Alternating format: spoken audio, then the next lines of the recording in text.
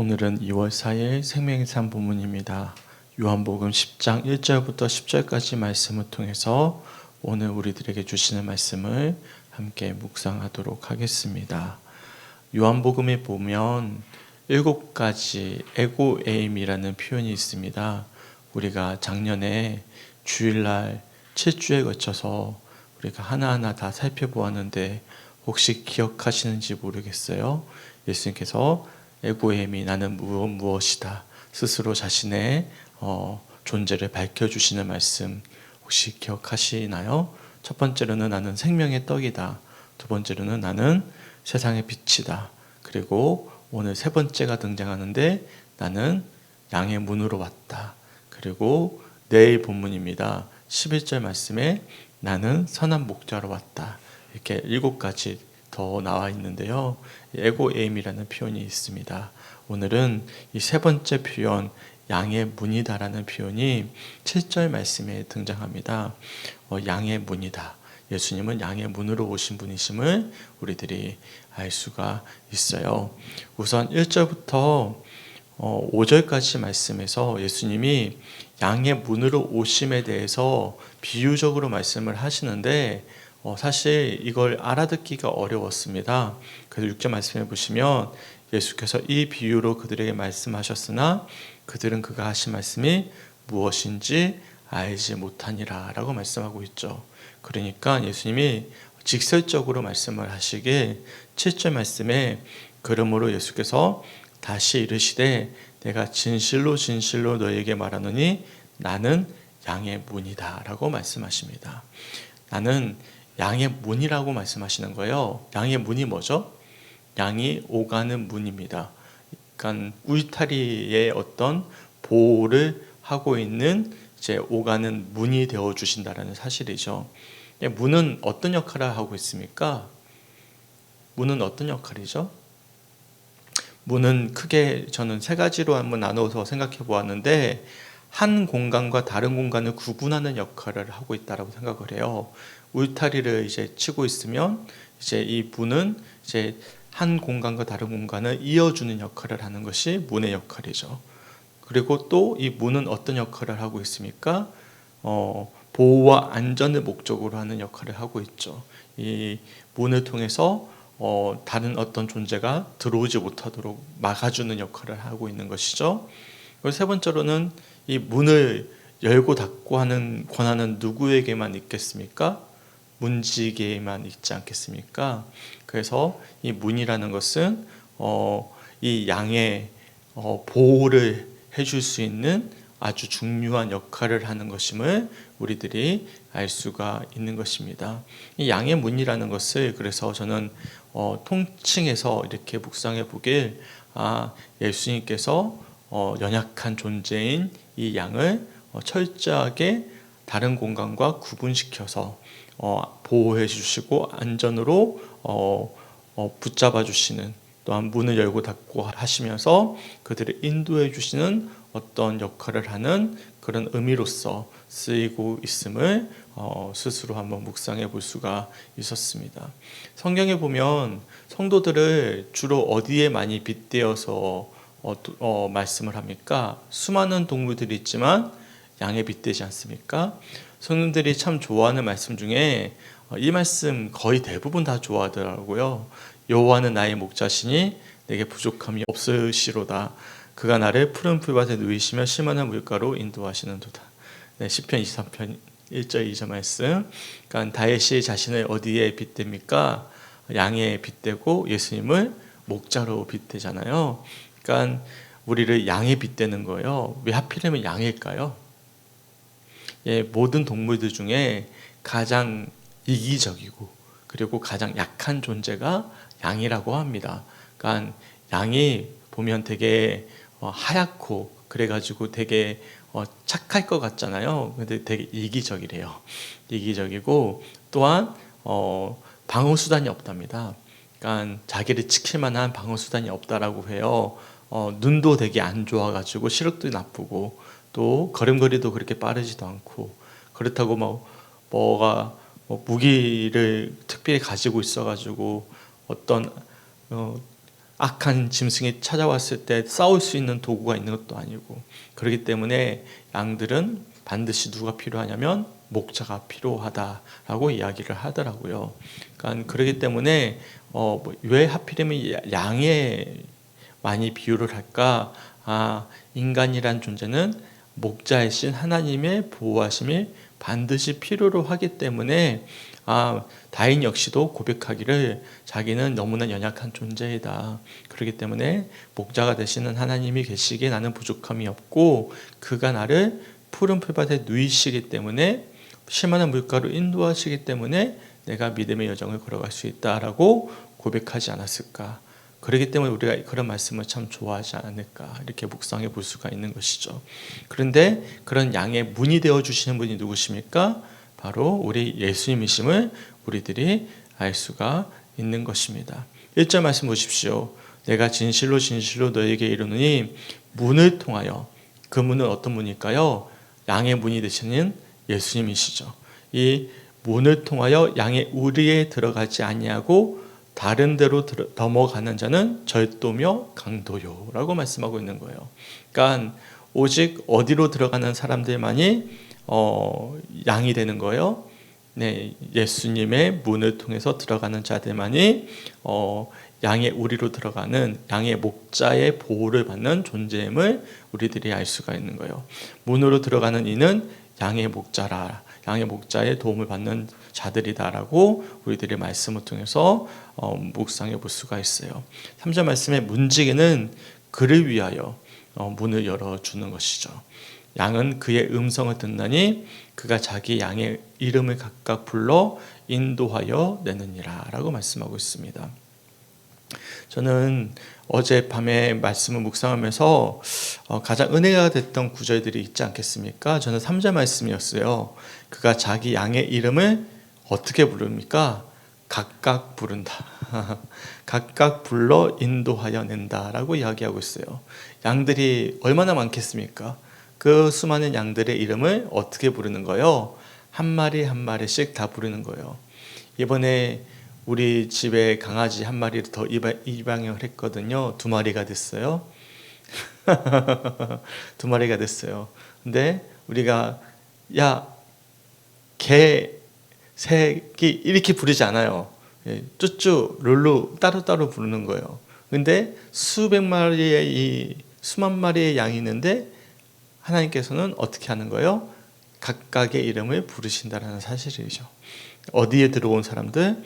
양의 문으로 들어온 모든 양들의 무리들을 각각 이름을 부르신다라고 말씀하고 있는 것이죠.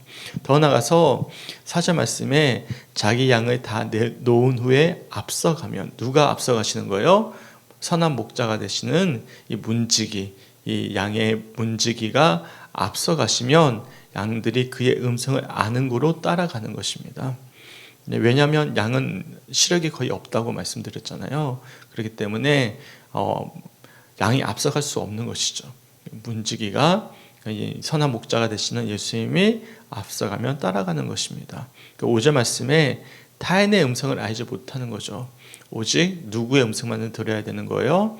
예수님의 음성을 듣고 음성을 따르는 자들, 타인을 따르지 아니하고 도리어 도망한다라고 말씀하고 있음을 우리들이 알 수가 있는 것입니다. 이처럼 예수님께서는 비유로서 나는 양의 문으로 왔다.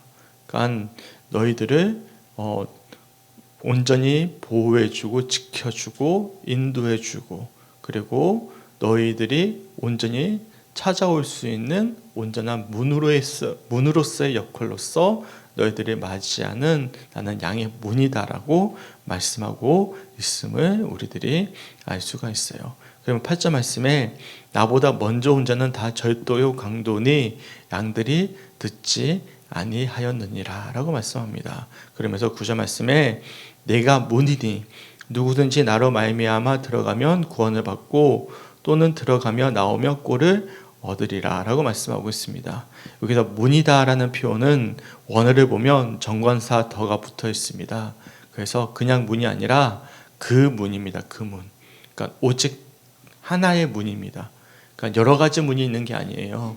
그러니까 양의 우리의 문이 뭐 동서남북에 다양한 문이 있어서 이 문에도 들어올 수 있고 저 문에도 들어올 수 있고 그런 문이 있는 것이 아니라 오직 한 가지의 문, 어떤 문이죠? 예수 그리스도. 예수 그리스도라는 이 문으로만 우리가 들어갈 수 있고 그로 말미암아 구원을 받을 수 있다. 그래야만 우리가 오고 나가면서 꼴을 얻을 수 있다라고 말씀하고 있는 것입니다.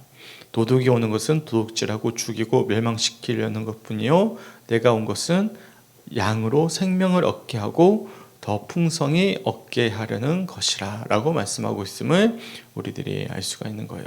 예수님께서 오신 것은 우리들에게 뭘 주시기 위함입니까?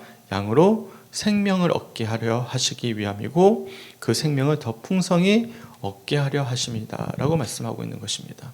우리들에게 더 풍성한 은혜를 주시기 위함임을 기억할 수 있는 우리 성주교회 성도들이 되었으면 좋겠습니다. 그러니까 도둑질하는 자들은 우리 것을 더 빼앗아가는 자들이에요. 네, 하지만 양의 문으로 오시는 예수님께서는 우리들의 심령 가운데 더 풍성한 은혜를 더 해주시는 분이심을 기억할 수 있는 우리 사랑하는 성주교회 성도들이 되시길 주님의 이름으로 간절히 축원합니다. 아멘. 예를 든다면 도둑질하는 놈들 있죠. 많이 사이비 이단들. 그런데 가보십시오. 그러면 헌신을 요구합니다. 너희가 그만큼 헌신하고 너희가 애를 쓰고 봉사하고 너희가 가진 것들을 바치면 더 많은 것들을 얻을 수 있을 것이다 라고 하면서 우리의 영혼까지도 다 빼앗아 가버리거든요. 그렇지 않습니까? 그런 보상 심리를 이용해 가지고 도둑질을 하는 거예요. 그런데 진짜 생명을 주시는 예수님은 우리의 것을 빼앗아 가시는 분이 아닙니다. 그러니까 도리어 우리의 것을 더 풍성히 하게 하시는 분이시죠. 예를 든다면 그렇습니다. 11조 같은 경우에도 그래요. 우리가 11조를 왜 드리죠? 그러니까 착각하시는 분들이 계십니다. 하나님이 11조가 필요하시기 때문에 11조를 드려야 된다.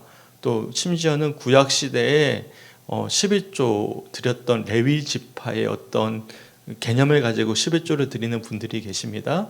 네, 그것도 아니에요. 네, 그것도 지금은 레위 지파의 개념이 아니에요. 11조를 드린 이유는 딱 한 가지입니다. 뭐냐면 내게 주어진 것이 다 하나님의 은혜입니다. 라는 고백으로 드려지는 것입니다. 11조를 통해서 목회자를 먹여 살려야 되기 때문에 그것도 아니에요. 없으면 없는 대로 목회자는 사는 겁니다. 그러니까 레위 지파의 어떤 개념도 아니고 하나님이 돈이 필요하셔도 아니고 내게 주어진 분깃의 10분의 1을 구별해서 드린다는 것은 내게 주어진 이 물질이 하나님의 것임을 고백하는 마음으로 우리가 기쁨으로 드려지는 것이 11조의 현 시대의 고백입니다. 믿으십니까? 네, 잘못된 신앙에서는 어떻게 하는 거예요? 11조 떼먹으면 벌 받는다. 11조 안 하면 큰일 난다. 11조를 통해서 먹여 살려야 된다. 레위지파의 어떤 개념을 구약시대, 언제적 구약시대입니까? 예수님이 이미 오셨는데 구약의 모든 율법은 다 폐했는데 11조의 율법은 그대로 가지고 있는 게 웃기지 않습니까? 이게 잘못된 거거든요. 그러니까 그게 뭐 하는 거예요? 도둑질하는 거거든요. 도리어. 네. 11조의 신앙 예를 한 가지 드는 거예요. 많이 우리가 오해하는 것 중에 하나가 11조의 신앙이 그런 어떤 오해가 있기 때문에 그래요. 모든 율법을 다 폐했어요. 그런데 11조 신앙은 여전히 과거의 것을 가르치고 있는 거예요. 목회자는 어떤 존재입니까? 과거의 구약시대의 제사장입니까? 아니요. 하나의 선생입니다. 지금은 다 같은 왕 같은 제사장이에요. 목회자는 오직 제사장은 누구밖에 안 계셔요? 예수님밖에 안 계셔요.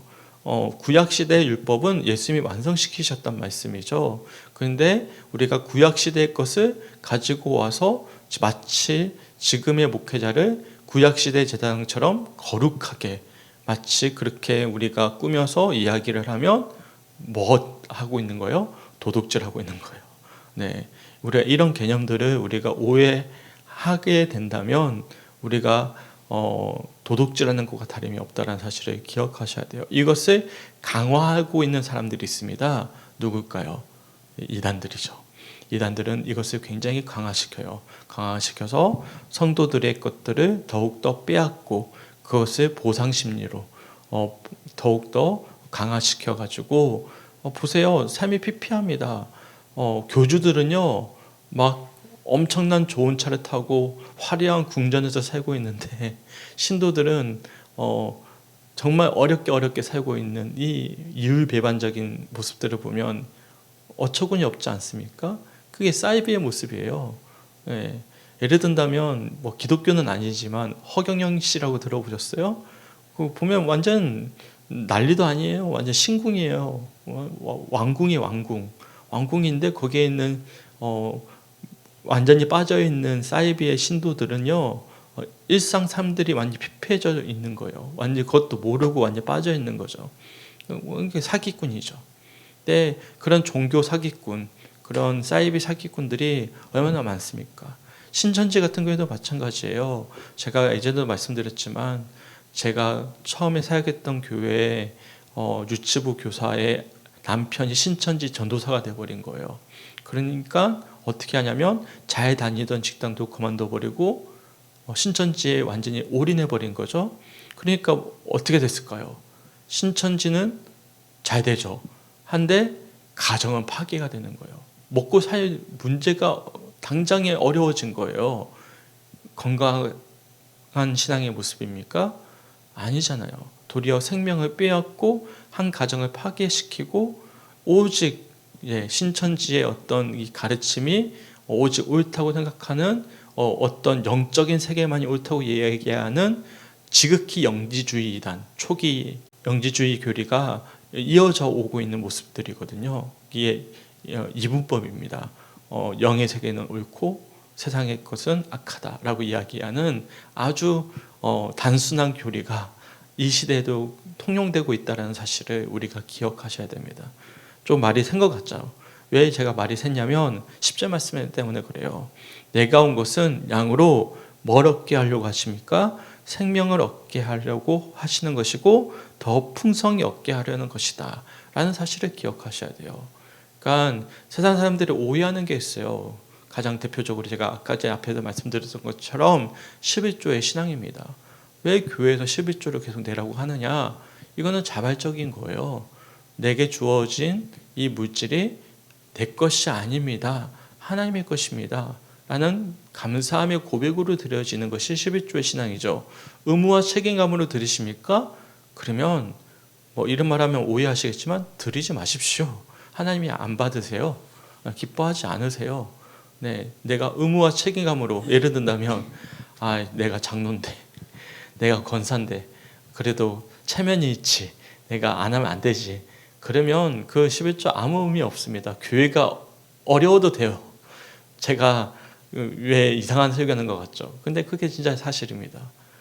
진짜 내가 기쁨과 감사함으로 해야죠.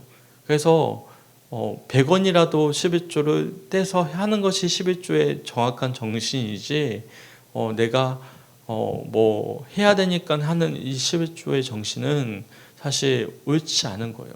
그리고 그런 이야기 들어봤어요. 우리 아내가 병원에서 일을 하는데 어떤 한 교회 한 권사님이 우리가 내는 헌금으로 목회자 먹여 살립니다. 이런 이야기를 하는 분 이야기도 들었거든요.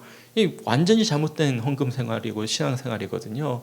그러면 지금까지 드렸던 헌금 싹 다 도로묵입니다. 하나님 받으시는 게 아니에요. 네, 우리가 헌금을 왜 드립니까? 교회 먹여 살리기 위함입니까? 아니에요. 하나님께 기쁨으로 드려지는 것이거든요. 그러니까 이게 다 지금 왜곡된 어떤 구약 시대의 여전한 율법에 사로잡혀 있는 우리의 신앙생활의 형태라는 사실을 기억하셨으면 좋겠습니다. 그러니까 중요한 사실은 우리는 정말 기쁨으로 드려져야 되는 것이고 기쁨으로 하나님께 헌신해야 되는 것이고 우리가 오직 하나 양의 문이 되시는 예수께 들어갔을 때 생명의 풍성함의 얻음으로 말미암아 기쁨으로 드려지는 것이 우리의 헌신이 되셔야 된다는 사실을 기억할 수 있는 우리 사랑하는 성주교회 성도들이 되었으면 좋겠어요. 그래서 제발 이제는 더 한국교회가 그리고 정말 성도들이 건강한 신앙으로 회복되어졌으면 좋겠습니다. 특별히 헌신의 문제에 있어서 이게 기복주의 때문에 그래요. 기복주의. 내가 한 만큼 더 하나님께서 축복해 주실 것이다. 아니면 의무감과 책임감을 주입했던 과거의 율법주의, 이런 것들이 우리의 신앙을 병들게 만들었던 것 같아요. 근데 예수님은 어떤 분이십니까? 양의 이름을 각각 불러주시고 우리를 앞서가서 우리를 인도해 주시고 타인을 따르지 아니하도록 우리를 날마다 지켜 보호해 주시는 양의 문이 되어 주셔서 우리의 생명을 더 풍성히 해 주시는 분이세요. 그러면 양의 입장에서는 어때요? 너무나 감사하잖아요. 얼마나 감사해요. 감사하니까 내 생명이 내게 아니잖아요. 그러니까 어떻게 하는 거예요? 하나님께 감사함의 고백을 드리고 내게 주어진 것이 내 것이 아니기에 11조도 드리고 감사헌금도 드리는 거예요. 그게 선순환이 이루어지면서 하나님의 은혜가 더 풍성해지는 거죠. 그러면서 그 은혜가 날마다 더해지는 것이죠. 그게 교회를 살리고 성도를 살리고 목회자를 살리는 선순환이 이루어져야 되는 것인데, 그렇지 않으면 도둑질하는 것과 다름이 없다라는 사실을 우리가 말씀을 통해서 정리해 볼 수 있는 우리 성주교회 성도들이 되었으면 좋겠습니다. 기억하세요. 우리는 구약시대에 안 삽니다. 신약시대에 살고 있어요.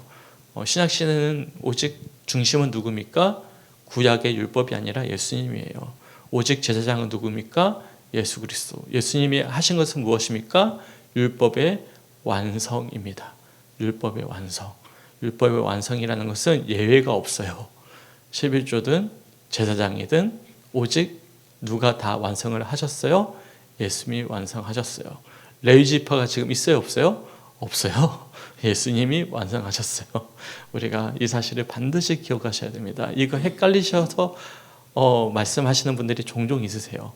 그러니까 분명히 우리가 이 기준을 분명히 하셔야 돼요. 지금은 예수님이 제사장, 오직 대제사장 되시는 분이심을 기억하셔야 됩니다. 저는 단순히 통로일 뿐입니다. 통로일 뿐. 네, 이 사실을 기억하시고 우리가 함께 건강한 가치관을 가지고 오직 양의 문이 되시는 예수님 한 분만을 우리가 건강히 바라보며 믿음의 여정을 걸어갈 수 있는 우리 성주교회 성도들이 되시길 주님의 이름으로 간절히 축원합니다. 아멘. 우리 함께 기도했으면 좋겠습니다. 오늘 기도 제목은 나라를 위한 기도입니다. 세 가지 기도 제목 읽어드릴게요. 양극단으로 치닫는 정세를 긍휼히 여기시고 정의와 공정과 진실이 살아나는 나라가 될 수 있도록. 두 번째, 정치인, 법조인, 언론인들의 마음에 간사함이 없게 하시고 악의적 행동이 아니라 정직한 길로 행할 수 있도록. 세 번째, 사회 질서의 안녕과 인간의 삶이 분리되지 않음을 기억하여 나라를 위해 늘 기도하는 그리스도인이 될 수 있도록 우리 나라를 위해서 기도해 주셨으면 좋겠습니다. 다들 아시다시피 우리나라가 지금 너무나 어려운 상황 속에 있습니다. 빨리 탄핵 정국이 마무리가 돼야 이제 안정화가 될 것 같은데, 안정화가 될까요? 이게 끝이 없을 것 같아서 걱정이에요. 이게 혹여나 탄핵이 되든 안 되든 그래도 이게 계속 이어지지 않을까 싶어가지고 뉴스 보기가 두려운데, 우리나라가 속히 양극단, 정말로 갈수록 극단적인 것 같아요. 그래서 참 마귀가 제일 좋아하는 게 분열인데 우리나라가 참 큰일이다라는 생각이 들어요. 그래서 우리나라를 불쌍히 여겨 주시옵소서. 함께 기도해 줄 수 있는 오늘 하루가 되었으면 좋겠습니다. 우리 함께 기도하겠습니다. 주님, 너무나 감사합니다. 우리 예수님이야말로 양의 문이라는 사실, 오직 우리의 생명을 풍성히 하시며 우리의 이름을 각각 불러주시고 우리에 앞서서 우리를 인도해 주시는 분이심을, 또한 그렇게 우리를 환대하시고 초청하시는 분이심을 말씀을 통해 깨닫게 하심에 감사합니다. 하나님, 우리가 다른 곳에 귀 기울이지 않게 하시고 아버지 속지 않게 하시고 오직 양의 문이 되시는 예수님께만 우리가 마음을 두며 그분께로 나아가는 오늘 하루의 삶이 될 수 있도록 인도하여 주시옵소서. 특별히 거짓된 가르침과 또한 우리를 도둑질하고자 하는 잘못된 속삭임에 우리가 넘어가지 않게 하시고 정말로 예수님의 음성에 귀 기울이게 하여 주셔서 우리가 풍성한 은혜를 날마다 생명을 얻는 우리 성축교회 성도들의 삶이 될 수 있도록 인도하여 주시옵소서. 우리 나라를 위해 기도하기 원합니다. 주여 불쌍히 여겨주시고 분열로 가득한 우리나라 가운데 하나님의 은총이 더하게 하여 주셔서 양극단이 정말로 서로가 서로를 이해하고 배려함으로 하나 되어지는 놀라운 기적이 일어날 수 있도록 인도하여 주시옵소서. 감사드리며 우리를 사랑하시는 예수님의 이름으로 간절히 기도드렸습니다. 아멘.